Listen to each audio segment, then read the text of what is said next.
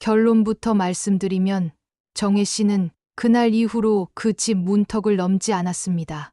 싸움을 벌인 것도 소리를 높인 것도 아니었어요. 다만 조용히 돌아서기로 마음먹었을 뿐입니다. 이 이야기는 원망이 아닌 나이 들어서야 배운 경계에 관한 기록입니다. 강정혜 씨, 58. 오래된 단지 상가 2층에서 작은 재본소를 운영합니다. 낡은 앨범을 살려달라는 손님, 졸업 논문을 단단히 묶어달라는 학생들이 오가며 하루가 흘러갑니다. 남편 박승호 씨는 62. 시내버스 운전대를 잡다 은퇴한 분이죠. 두 사람 모두 각자 배우자를 먼저 떠나보내고 늦게야 만난 사이입니다. 한여름 장맛비가 길던 어느 날 승호 씨가 정혜 씨의 재본소로 카드 지갑을 맡기러 왔습니다. 오래된 걸 살려 쓰는 마음이 좋다. 그의 이 한마디가 정혜 씨의 심장을 이상하게 똑바로 세웠다고 해요. 문제는 남편의 자녀들이었습니다. 딸 지연, 아들 우석, 아버지 행복하시면 됐죠. 말은 이렇게 했지만 마주 앉으면 티스푼만큼의 경계가 늘 있었다고 해요. 그래도 정혜 씨는 시간이 해결할 거라 믿었습니다. 서둘러 선물을 들고 아이들 집을 드나들었고 명절엔 떡국도 같이 끓였습니다. 얇은 얼음판 위를 걷듯 살금살금 가까워지는 중이었죠. 사건은 승호 씨의 첫 아내의 기일에 벌어졌습니다. 아이들은 엄마 생각이 깊을 테니 정혜 씨는 조용히 뒤에서 거들기로 했어요. 지연이 사는 아파트에는 친척들이 모여 식탁과 접이식 테이블을 고자 모양으로 붙여놓았습니다. 현관엔 검은 양복과 진한 향수 냄새가 깔려 있었고 부엌 한쪽에서는 미역이 보글거렸죠. 정혜 씨는 앞치마를 메고 다가가 조심스럽게 물었습니다. 무엇을 도울까요? 그런데 지연의 이모가 정혜 씨 손에서 앞치마를 슬쩍 뽑아가며 말했어요. 손님처럼 계세요. 어른들은 곧 오시고요. 여러분, 손님이라는 이 단어가 공중에 오래 떠 있었다고 합니다. 이 집에 처음 오셨죠? 분위기만 익히세요. 이모의 이 말에 정혜 씨는 고개를 끄덕이며 거실 끝 의자에 앉았어요. 남의 장에 나간 사람처럼 낯설었지만 오늘은 아이들의 날이니 참기로 했습니다. 상 위에 국그릇, 찬 접시, 젓가락이 차례대로 놓였습니다. 노란 반찬통이 꽉 차게 줄지어 서는 동안 정혜 씨 자리 앞은 비어 있었습니다. 누구도 고의로 뺀 건 아니라고 믿고 싶었어요. 사람은 많고 접시는 모자라고 정신은 분주하니까요. 식사가 시작되려고 할 때 사촌들이 둘러앉아 말했습니다. 한술 뜨고 사진 찍자. 누군가 의자를 하나 더 들고 와 정혜 씨 옆을 지나갔어요. 정혜 씨는 그제야 남편 승호 씨를 힐끔 봤습니다. 하지만 남편은 정혜 씨의 눈을 피하며 자, 어르신 먼저 하고 잔을 부딪혔어요. 정혜 씨 앞은 여전히 깨끗한 테이블 천뿐이었습니다. 잠깐 나오던 용기가 그때 줄어들었다고 해요. 말하면 어색해지고 모른 척하면 내 마음이 스스로 닳아 없어질 것 같았다고요.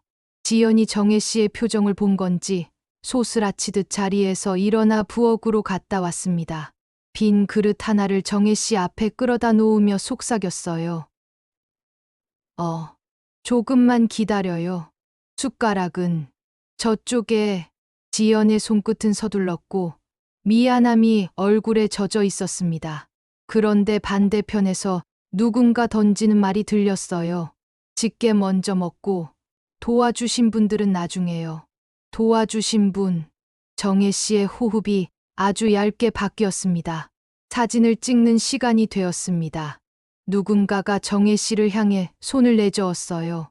가족 사진부터 찍을게요. 아버지, 아이들, 형제들. 다른 분들은 잠시만요. 정혜 씨는 서랍 속 새 장갑처럼 접힌 채 남았습니다. 누구도 정혜 씨를 모른 척하려 했다기보다 원래 그렇게 해왔다는 습관이 앞섰을 것이었어요. 하지만 그 습관 한 장이 사람의 마음을 얼마나 얇게 만드는지 정혜 씨는 그날 깨달았습니다. 식탁의 숟가락들이 국물에 부딪히는 소리가 동시에 울렸습니다. 그때 승호 씨가 정혜 씨 쪽을 돌아봤어요. 미안하다는 눈빛 같았습니다. 정혜 씨는 작은 목소리로 말했어요. 여기 공기가 조금 답답하네요. 잠깐 바람 좀 쐬고 올게요. 누구도 붙들지 못했습니다. 현관을 조용히 나와 엘리베이터를 탔어요. 거울 속에 정혜 씨는 낯설 만큼 차분했습니다. 1층에서 문이 열리자 입김이 흩어졌어요. 바람은 생각보다 따뜻했습니다. 버스 정류장으로 걸어가며 어머니가 살아 계셨을 때 자주 하던 말이 떠올랐습니다. 밥상은 숟가락만으로 차리지 않는다.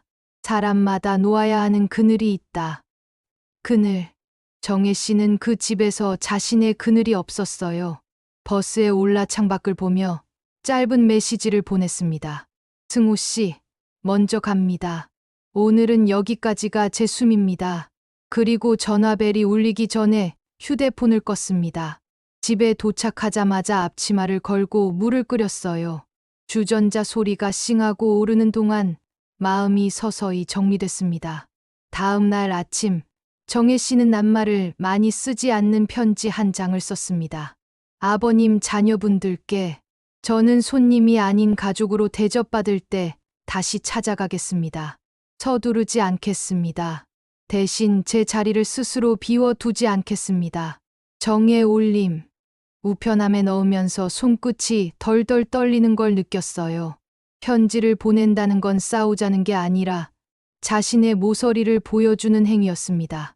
모서리를 보여줘야 누군가 다가올 때 덜 베이니까요. 그날 밤 늦게 승호 씨가 들어왔습니다. 모자를 벗고 오래 서 있었어요. 미안했어. 그의 목소리는 낮고 거칠었습니다. 당신이 미안해야 할 일은 지금 내 옆에 서 있는 것으로 충분해요. 정혜 씨는 의자를 하나 끌어다 자신 옆에 붙였습니다. 밥을 새로 지어 두 사람의 그릇에 똑같이 담았어요. 그날 아무 얘기도 하지 않았지만 서로의 수저가 부딪히는 소리는 이상하게 따뜻했습니다. 며칠 뒤 지연에게서 전화가 왔어요. 겨우 목소리를 붙잡고 있었습니다. 이모, 아니, 정혜 어머, 어떻게 불러야 할지.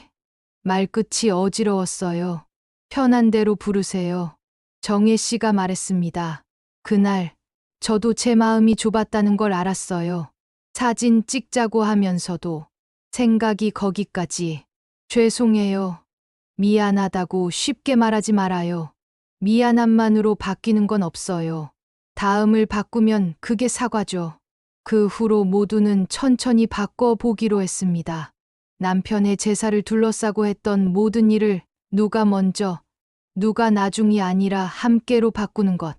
음식 장만을 누가 시키는 게 아니라 맡고 싶은 사람이 고르는 것. 무엇보다 손님과 가족을 말로 나누지 않는 것. 처음에는 실수투성이었어요. 누군가는 너무 서둘렀고 누군가는 서운함이 남았습니다. 그러나 사람의 마음도 종이처럼 손으로 눌러주고 따뜻한 김을 쐬어주면 결국 펴졌습니다. 2달쯤 지났을 때 지연에게서 메시지가 왔어요. 이번 주말 엄마 기일은 우리 집 말고 근처 작은 회관을 빌렸어요. 테이블 배치부터 같이 정해 주실래요? 정혜 씨는 갔습니다. 문을 열고 들어가니 긴 상위 맨 앞자리에 깨끗한 그릇과 포스트잇이 붙어 있었어요. 정혜 어머니 자리. 정혜 씨는 웃음이 나왔습니다. 누군가 자신을 이름으로 불렀고 그 이름 앞에 자리를 만들었던 거예요. 식사는 소박했습니다. 미역국이 깊고 맑았고 고등어가 지나치게 짜지 않았어요. 식사 전 정혜 씨가 먼저 일어나 한마디를 했습니다. 큰 슬픔을 기억하는 자리는 조용해야 합니다. 대신 서로의 수저가 부딪히는 소리는 줄이지 맙시다. 그 소리가 우리를 살게 하니까요. 사람들이 고개를 끄덕였어요. 사진을 찍자고 했을 때 정혜 씨는 뒤에 서려 했습니다. 지연이 정혜 씨의 손목을 잡아 앞줄로 데려갔어요. 이젠 빈틈이 없게 찍어요. 어느 날 우석이 늦게 도착해 정혜 씨를 보며 어색하게 말했습니다. 아버지한테 들었습니다. 어릴 때 엄마 떠난 다음 식탁에 숟가락이 3개에서 2개로 줄어든 날이 너무 싫었다고요. 그래서 아버지가 숟가락을 더 들고 다니셨대요. 빈 자리 생기면 채우려고. 그 얘기를 듣고 정혜 씨는 가방에 작은 숟가락 하나를 넣었습니다. 자신에게 필요한 도구는 가위와 본드만이 아니었어요. 빈자리를 알아보고 채우는 작은 용기였습니다. 나이 들어 배운 것 치고는 꽤 쓸만한 도구였죠. 지금도 정혜 씨는 가끔 그 집에 가지 않습니다. 자리 표시는 만들어졌지만 오늘 참았던 말이 내일 바뀐다고 단정할 수는 없으니까요. 대신 새로운 방식을 만들었어요. 매달 마지막 토요일 정혜 씨의 재본소 옆 허튼 공간에 작은 상을 펼칩니다. 간판도 없어요. 가족, 이웃, 손님이 섞여 앉습니다. 누가 먼저 앉고 누가 나중에 먹는다는 규칙이 없어요. 늦게 오는 사람을 위해 국을 항상 한 냄비 남겨둡니다. 사람들은 말합니다. 여기선 배가 아니라 마음이 불러요. 웃음이 나죠. 맞습니다. 배가 차면 잠깐이고 마음이 차면 오래 갑니다. 이야기를 마치며 정혜 씨가 남기고 싶다고 한 가지가 있습니다. 때로는 문을 닫아야 문턱이 생긴다. 그 문턱 덕에 안과 밖이 구분되고 서로의 발걸음이 갖추어진다. 정혜 씨는 그날 집을 나왔고 한동안 돌아가지 않았어요. 그 덕에 모두는 제 자리를 배웠습니다. 상위 그릇보다 먼저 놓아야 하는 건 서로를 향한 자리 표시라는 걸. 그리고 그 자리 표시를 누구도 지우지 못하게 손으로 눌러주는 사람이 비로소 어른이라는 걸.